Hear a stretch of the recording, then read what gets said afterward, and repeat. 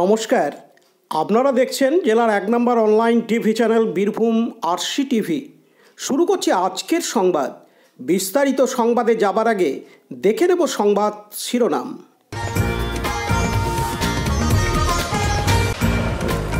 অবশেষে বৈঠকেই খুলল জট, শুরু হচ্ছে রাস্তা তৈরির কাজ।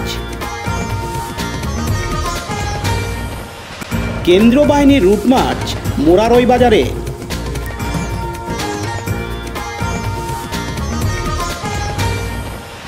চন্দ্রপুর থানার বিভিন্ন গ্রামে কেন্দ্রীয় বাহিনীর রুট মার্চ।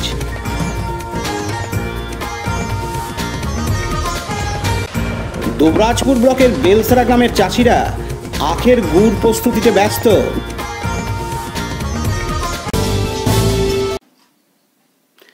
জেলা শাসকের নির্দেশ মতো গতকাল রবিবার ৩রা মার্চ দুবরাজপুর শহরে নিম্নমানের রাস্তা তৈরির অভিযোগে সরজমিনে খতিয়ে দেখতে আসেন এক্সিকিউটিভ ইঞ্জিনিয়ার, অ্যাসিস্ট্যান্ট ইঞ্জিনিয়ার সহ অন্যান্যরা।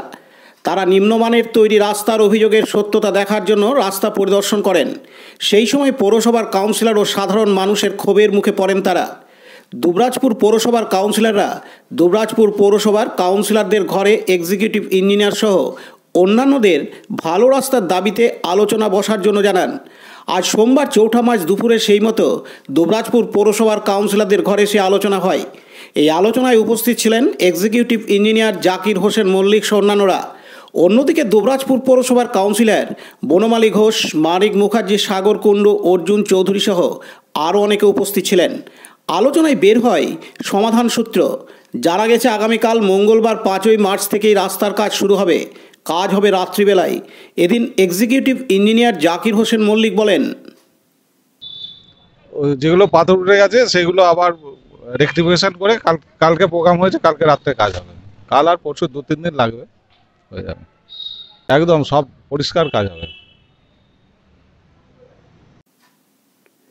অন্যদিকে কাউন্সিলর বনমালী ঘোষ জানান, অ্যাসিস্ট্যান্ট ইঞ্জিনিয়ার সাহেব এসেছিলেন। উনি বললেন নিশ্চয় রাস্তার কাজ খুব গুণগত মান খারাপ হয়েছে। উনি বললেন যে রাস্তাগুলো খারাপ আছে, সেই পিচগুলো তুলে দিয়ে নতুনভাবে আরও ভালোভাবে রাস্তাটা করার জন্য উনি বললেন, এবং রাস্তাটা উনি বললেন খুব সুন্দরভাবে রাস্তাটা তৈরি করে দেওয়া হবে।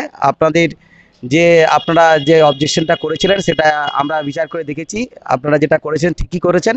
সেই রাস্তা গুণগত মান খারাপ ছিল, আমরা ভালোভাবে রাস্তাটা করে দেবো এবং আমাদেরকে থাকার জন্য বলেছেন। আমরা থাকবো, রাতে কাজ দেখার জন্য আমরা থাকবো ওখানে। পাশাপাশি কাউন্সিলর মানিক মুখার্জি বলেন, ডিএম সাহেব পাঠিয়েছিলেন, এক্সিকিউটিভ ইঞ্জিনিয়ার এসেছিলেন, ইঞ্জিনিয়াররা এসেছিলেন, কন্ট্রাক্টররা ছিলেন, এবং আমাদের যারা পৌর প্রতিনিধি, পৌর কাউন্সিলররা যারা ছিলেন, সাধারণ মানুষও সেখানে উপস্থিত ছিলেন।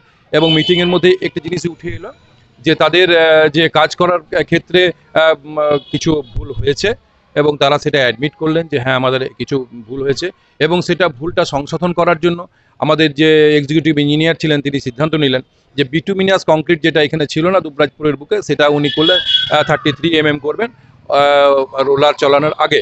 তো 33 mm রোলার চালানোর পরে হয়তো 20 mm বা 22 24 এরকম কিছু থিকনেসটা চালাবে। সেটা কিন্তু এক্সট্রা কাজ উনি এই দুবরাজপুর শহরের জন্য তিনি কিন্তু করাবেন। আগামীকাল থেকে কাজ শুরু হবে এবং রাতের দিকে কাজ মানে খুলে রাস্তাটা ভালো হবে, যেহেতু ভিড়ভাড় একটা যানজটের সমস্যা দুবরাজপুরের মধ্যে রয়েছে, তাই রাতের বেলাতে কাজ হবে। এবং লালটু মুখার্জির report, Birbhum RC TV, Dubrajpur.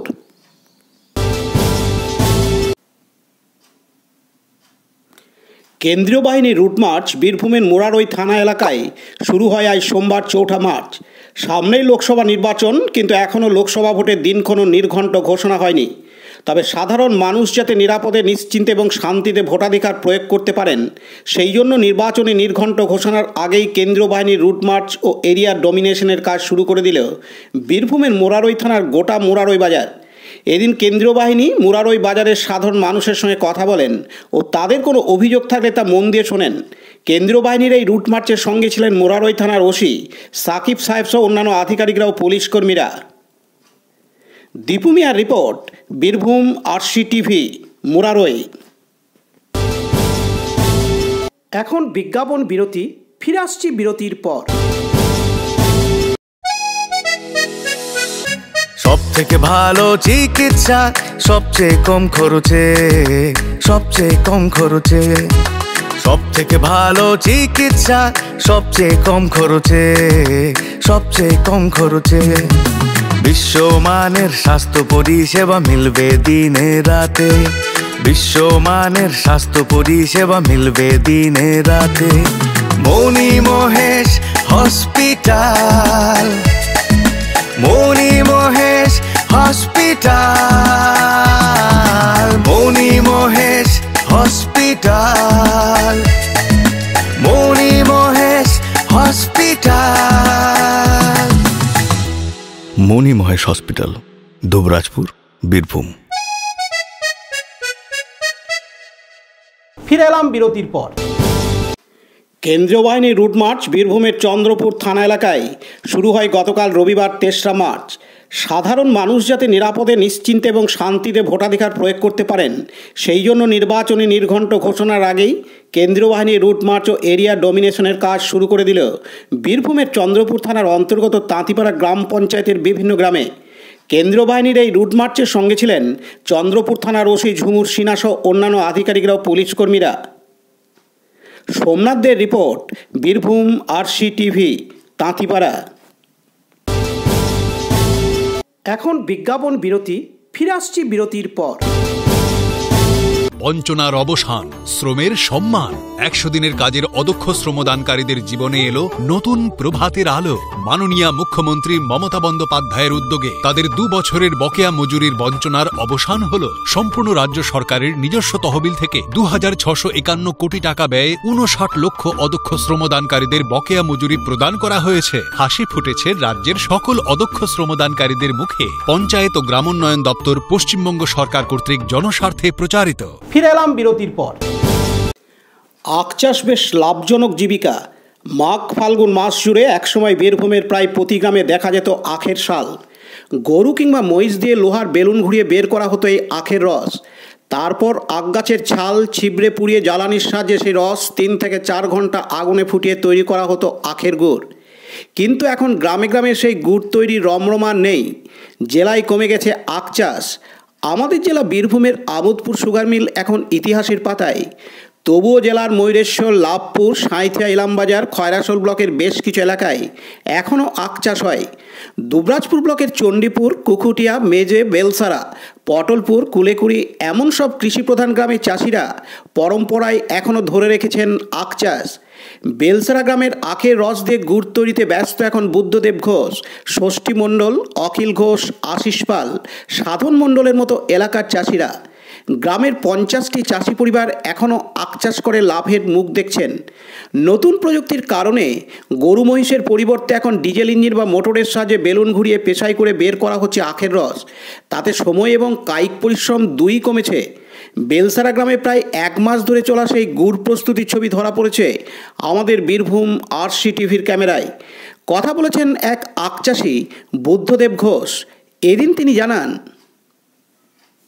আমরা সব ক্ষুদ্র প্রান্তিক চাষি, এটাই আমাদের জীবিকা। আমরা দুবরাজপুর বেলসারা গ্রামের বাসিন্দা, দুবরাজপুর থানা, দুবরাজপুর ব্লকের অন্তর্গত বাড়ি আমাদের। আমরা এই আখ ঝুড়ি নিয়ে যাওয়ার পর সালে পেশাই করা হয় এবং সেইখানে রস থেকে গুড় বানানো হয়। এইভাবে আমরা জীবনযাপন করি। আখ চাষ করে সেরকম কিছু লাভ হয় না, কারণ আমরা যে বিচনটা বার থেকে আমদানি করেছিলাম সরকারি মাধ্যমে, তাতে বিচনটা খুব একটা ভালো নয়। তার জন্য আমরা প্রোডাকশনও করতে পারছি না। শম্ভুনাথ সেনের রিপোর্ট, বীরভূম RCTV, দুবরাজপুর। আজকের সংবাদ এই পর্যন্ত। পরবর্তী সংবাদের জন্য চোখ রাখুন বীরভূম RCTVর পর্দায়। নমস্কার।